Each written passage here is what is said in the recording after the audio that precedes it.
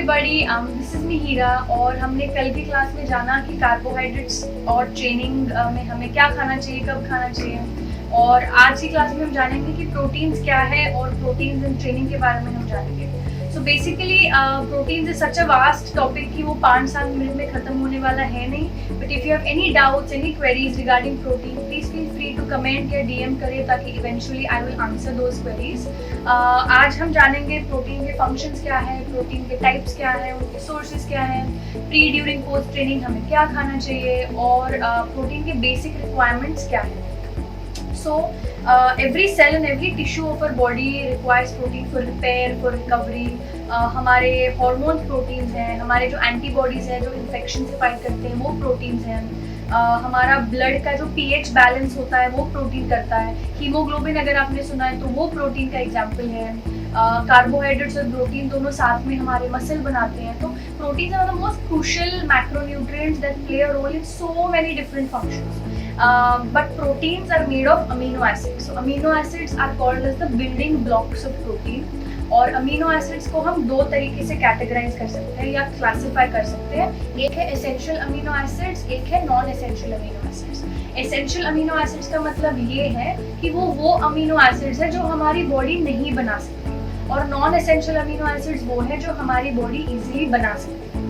और essential amino acids there are total 9 of these, और हमें डाइट से ये इसके सोर्सेज हमारे बेसिकली डाइटरी प्रोटीन सोर्सेज हैं।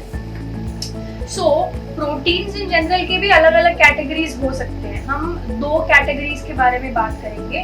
The first category is the difference between proteins called as complete proteins and incomplete proteins. अभी complete proteins वो proteins हैं जिसमें सारे 9 एसेंशियल अमीनो एसिड्स प्रेजेंट हैं। तो ये आपके हो गए सारे नॉन वेजिटेरियन सोर्सेज जैसे chicken, eggs, fish, mutton, pork, beef, dairy item, कुछ हद तक सोया।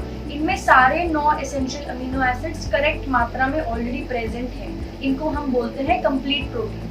इनकम्प्लीट प्रोटीन्स वो होते हैं जिसमें सारे 9 एसेंशियल अमीनो एसिड्स नहीं प्रेजेंट होते या कम मात्रा में प्रेजेंट होते हैं। जैसे हमारे ग्रेन्स हो गए, जैसे चपाती, चावल या दाल हो गई, पल्सेस हो गए, स्प्राउट्स, नट्स, ये सारे आइटम्स हमारे इनकम्प्लीट प्रोटीन के ऑप्शन हैं। हम प्रोटीन्स को अलग तरीके से भी क्लासीफाई कर सकते हैं।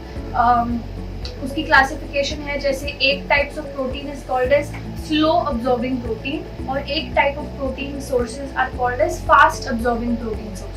सो when I say slow absorbing protein sources, ये वो ऑप्शन है जो हमारा डिजेस्टिव सिस्टम उसको ज़्यादा टाइम लेता है डिजेस्ट करने में, और वो हमारे ब्लड में अमीनो एसिड्स की तरह धीरे धीरे धीरे आते हैं। तो ये हमारे सारे नॉन वेजिटेरियन आइटम्स हो गए, दूध हो गया या पनीर हो गया, सो डेयरी आइटम्स हो गए, ये हमारे सारे स्लो अब्जॉर्बिंग प्रोटीन ऑप्शन हैं। जो हमारे फास्ट अब्जॉर्बिंग प्रोटीन ऑप्शंस हैं वो हमारी डिजेस्टिव सिस्टम उसको बहुत जल्दी से डिजेस्ट कर लेती है, और वो हमारे ब्लड में अमीनो एसिड्स की तरह बहुत जल्दी आ जाते हैं। ये एग्जांपल्स होते हैं एग वाइट्स, कुछ हद तक एग्स, कुछ हद तक वे प्रोटीन सप्लीमेंट, कुछ हद तक सोय प्रोटीन सप्लीमेंट। तो ये हमारे सारे फास्ट अब्जॉर्बिंग प्रोटीन ऑप्शंस हो गए। एज ए जनरल रूल मैं हमेशा एथलीट्स को बोलती हूँ कि आपके जो मेजर मील्स हैं, जैसे अगर ब्रेकफास्ट हो गया, लंच हो गया, स्नैक हो गया शाम का, या डिनर हो गया, उसमें आप ट्राई करें कि एक कंप्लीट प्रोटीन सोर्स कंटिन्यूसली उसमें यूज़ करें। जैसे अगर आपने अंडे यूज़ कर लिए एक मील में, चिकन या फिश या कोई मीट आइटम आपने यूज़ कर लिया, पनीर एक सोर्स में यूज़ कर लिया, तो कोशिश करना कि एवरी मील में थोड़ा थोड़ा प्रोटीन कंटिन्यू रहे ताकि पूरे दिन में बॉडी को एक सस्टेन्ड सप्लाई मिलता रहे। अभी प्रोटीन कब खाना चाहिए, ट्रेनिंग के पहले, बाद में, एक्सेट्रा। सो बेसिकली अगर आपकी ट्रेनिंग के लिए 3-4 घंटे है या 3 to 4 hours before your training session, कोशिश करना कि स्लो अब्जॉर्बिंग प्रोटीन को हम यूज़ करें। जैसे हम नॉन वेजिटेरियन आइटम्स यूज़ कर सकते हैं, जैसे हम पनीर को यहाँ पे यूज़ कर सकते हैं, टोफू, सोया, ये सारी ऑप्शंस को भी हम यहाँ पे यूज़ कर सकते हैं along with your slow absorbing complex carbohydrate, जैसे हमारी भाकरी हो गई या ब्राउन राइस या रेड राइस हो गया। जैसे ही आप ट्रेनिंग के बीच में आते हैं, जैसे हमने कार्बोहाइड्रेट्स की क्लास में पढ़ा कि during training we always use something that gives us energy, तो हमने स्पोर्ट्स ड्रिंक की बात की। अभी बहुत सारे एथलीट्स ऐसे होंगे जो BCAA सप्लीमेंट्स या branch chain amino acid supplement during training use करते रहेंगे। ये हम तभी एडवाइस करते हैं जब आपकी रिकवरी काफ़ी पुअर है, आपके मसल में काफ़ी सोरनेस है, स्टिफनेस है, आपका नेक्स्ट इवनिंग का सेशन या नेक्स्ट डे मॉर्निंग का सेशन अच्छा नहीं जा रहा है, then we recommend to have a BCAA supplement during training और इमीडिएटली पोस्ट ट्रेनिंग। ये हम एग्जाम्पल्स प्रोवाइड कर सकते हैं उसके।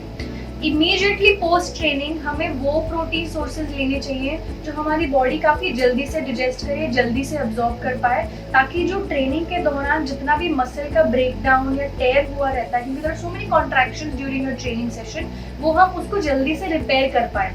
तो इसीलिए we need option such as eggs, egg whites, whey protein supplement या सोय प्रोटीन सप्लीमेंट या पी प्रोटीन सप्लीमेंट, ये सारी चीज़ें हम ऐड कर सकते हैं ट्रेनिंग के तुरंत बाद, ताकि हमारी रिपेयर और रिकवरी अच्छी हो जाए।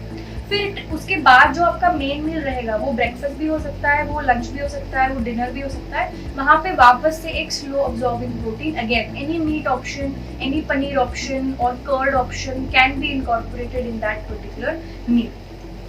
नाउ वी कम टू कि हमें पूरे दिन में कितना प्रोटीन खाना चाहिए।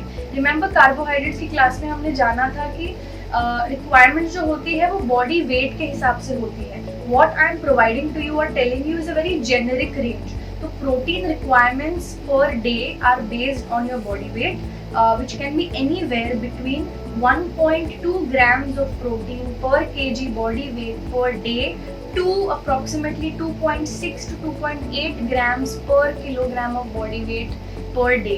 तो ये काफ़ी वाइड रेंज है आपके, अगेन स्पोर्ट के हिसाब से, पोजीशन के हिसाब से, ट्रेनिंग के हिसाब से, ट्रेनिंग गोल के हिसाब के, आपके इंडिविजुअल गोल के हिसाब से हम जान सकते हैं कि आपको स्पेसिफिकली कौन से फेज में कितना अमाउंट ऑफ प्रोटीन लेना चाहिए। So this is just for you to have a feel about how protein requirements are calculated. So just to give you a quick recap, we discussed about proteins के functions, we discussed about amino acids, we discussed about types of protein, complete protein, incomplete protein, as well as slow absorbing proteins and fast absorbing proteins। हमने जाना कि pre, during, post proteins हमें कौन से लेने चाहिए और कैसे खाने चाहिए, and we discussed about protein requirements। So in the next class we're going to talk a little bit about fats and training, but please ask as many questions on proteins as possible. Thank you everybody.